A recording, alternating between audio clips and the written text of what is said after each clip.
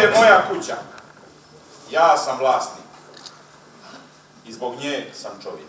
Tu živim da nikad ne odem. U njoj žive moji ukućani, žena i sin. Ova kuća nije zarađena. Nju je izgradila Jugoslavija.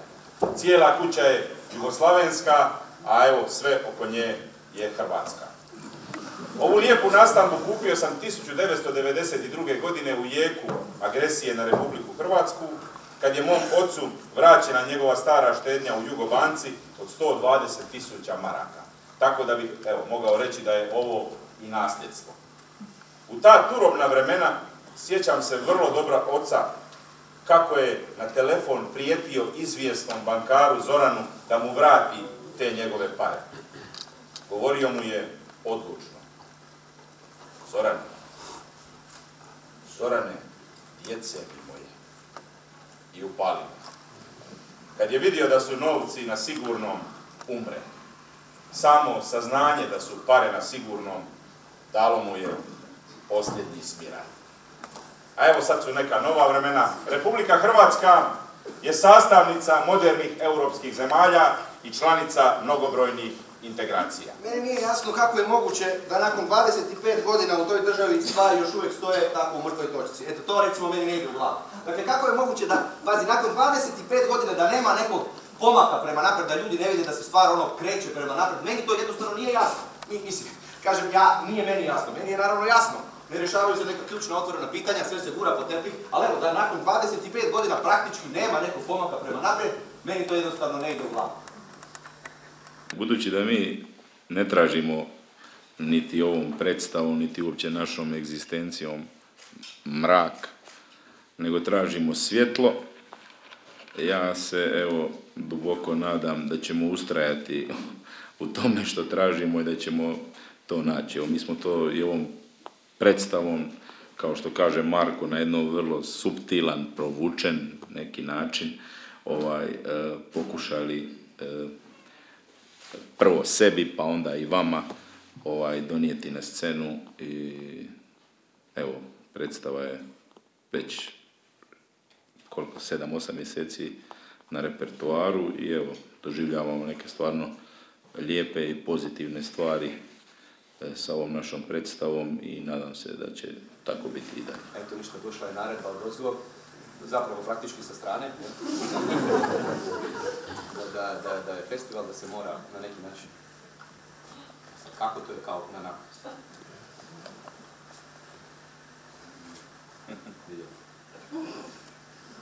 Stavili bi ove široke hlače, sad ja u ovome kao treba vama nešto ozbiljno govoriti, jel? Da su moje bolje. Aj, tvoje su privatne, šuti, to nema veze. Ma nije ljudi, nego kad se vidimo u ovom, šta dođem da kažem, yo, bitches, what the fuck.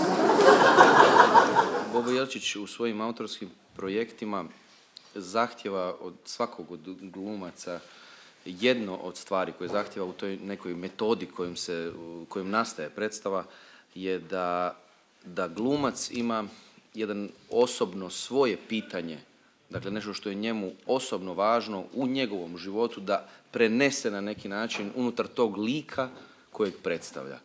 Dakle, ja mogu govoriti iz tog svog onda naravno ugla, tog svog lika koji postavlja to pitanje koje ste vi primijetili vezano za 25 godina i ne samo to pitanje, nego to što vi kažete logoreično, na taj način predstavlja nešto što je njegov problem osoban, tog lika, a to je zapravo njegova usamljenost i njegova jedna, po meni, velika ljigavoća jednog lika koji pokušava svaki sekundu vremena i prostora pronaći da se kao bavi s nekim oko nekoga, a zapravo jedino s kim se bavi je sam sa sobom.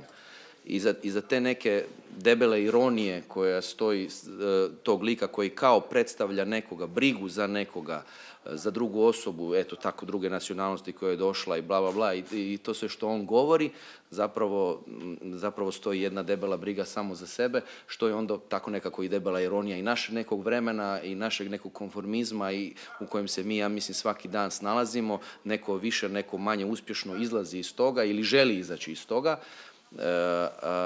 Tako da svaki od likova u ovoj predstavi iz svog nekog ugla se odnosi prema toj glavnoj priči, a moj lik, i s tim što tu, ovo što ste vi spomenuli za 25 godina, mi koristimo i kazališni jezik kako bi upucali u tu priču i u te odnose između likova jednu također debelu ironiju, jedan sarkazam i cinizam. Dakle, nalazimo se u situaciji gdje glumica ne može nastaviti iznenadnu predstavu, pa ja u toj situaciji ponavljam tu jednu vrlo zvučnu rečenicu koja u isto vrijeme se ponavlja jer se ne zna kako će se ići dalje. Dakle, to je jedan kazališni alat stavljen u toj situaciji da odzvoni i ta sama rečenica unutar neke kao fiktivne situacije. I na taj način mislim da se igramo tokom cijele predstave. Predstava pokušava ljuljati i ne dati ljudima da dišu, nego da ih se na neki način iznenađuje i sa pitanjima i sa stavovima tih likova koji su maltene oprečni iz minute u minutu, ne? I na taj način upozorava na to i želi postaviti to pitanje jel mi uopće želimo izaći iz tog nekog naše svakodnevice, koliko je ta pomoć i nešto što želimo raditi samo formalna, a koliko je zapravo postoji iza toga neke iskrene želje da se bavimo nekim drugim, s nekom drugom osobom. Tako da gubim neke stvari koje ne znam zašto sam kupila, samo mi stoje tamo u ormaru, već, ajde, pa što ih ne bi probala? Ajde, vidi da ti paš. Papo nije probala, godinu dana mi neće. Možete, molim vas, mrak, za to vrijeme dok mi probavamo cipele. Evo, molim vas, samo spustite mrak, samo dok mi probamo cipele, možete mrak? Dobro, hođi, stop mrak, ne mrak, stop mrak. Evo, molim vas, samo, evo, minuta, molim te prije mraka, evo, ljudi moji 60 sekundi, samo molim vas da vam kažem, evo, kako stvari stoje. Dobro, evo, ne treba biti prepametan da se primijeti, ja sam se čak fizički od svega ovoga odvojio. Mislim, primjećujete, naravno da sam to namjerno napravio, nisam dala raditi stvari namjerno, jel? Sad, zašto? Sad ću vam reći kako stvari stoje. Jer ja sam se odvojio, ja znam, evo, samo 50 sekundi prije mraka da vam objasnim kako i zašto stvari stoje. Hoću vidjeti gdje sam u svemu ovome zapravo ja, zašto se ne mogu angažirati oko ovog problema, zašto svom prijatelju ne mogu pomoći onako kako bi ja sam od sebe očekivao, evo, postoji naravno razlog, evo samo 40 sekundi prije mraka da znate o čemu se radi. Dobro, ja znam, ja sam problematizirao i ovo dovoljno bitna tema da se o njoj ovdje govori. Ja sam mislim siguran da je ovo dovoljno bitna tema što ću ja reći, ali evo, ako je ono bilo bitno za nju pa se govorilo, evo, majke milo, ovo je bitno za mene, ja to moram reći. Evo, samo 30 sekundi prije mraka, samo da objasnimo o čemu se radi. Dakle, ovako, evo ništa, ovih dana, da skratim, ovih dana će se točno poklopiti godinu dana. Godinu dana od kad sam ja... Dobro, prostite, nije mi lako o tome govoriti, zato što je stvar malo intimne prirode i na neki način povjerljiva, a samo molim vas imajte strpljenje, ja sam odlučio ovo reći, ja ću to reći gotovo. Evo 20 sekundi prije mraka, samo da znate o čemu se radi. Dakle, ovih dana će se točno poklopiti, kažem, godinu dana, od kad sam ja zadnji puta seksualno općio, jel? Sa ženama, naravno, samo da se zna. Ne govorim za sebe sa ženama, Bože moj, prosti, ako voli sa istima, ja ne ulazim u te stvari. Jel, dakle, godinu dana, jel? 2 godine. Ljudi, možete misliti šta je u meni, mislim i muški i ženski me razumiju, u meni je jednostavno hvalja, gruda, jedna energija, ono sprema se za oluju, razumijete, hoće se razvaliti. Sad možete misliti šta je to u meni. Sad, zašto ja to govorim? Evo samo 15 sekundi prije mraka da vam kažem. Ono što sam ja, ljudi moji, primijetio, da se meni uslijed tog nekog nedostatka događa, ja, ljudi moji, postajem nekako radikalniji.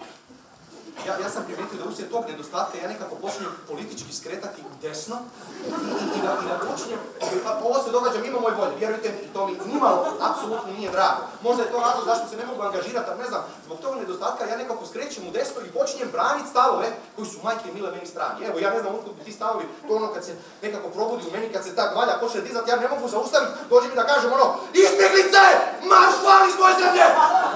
Znate da Branka, ovo što je došla, da kaže, Branka, raus! Ne, sad, Bože, pa slušaj, nije mi to sad, kad mi dođe. Sjedi, Bože moj, slobodno, sjedi, niko ti ništa neće, sjedi. Mislim, sjedi do kraja predstave, onda maš preko Drine!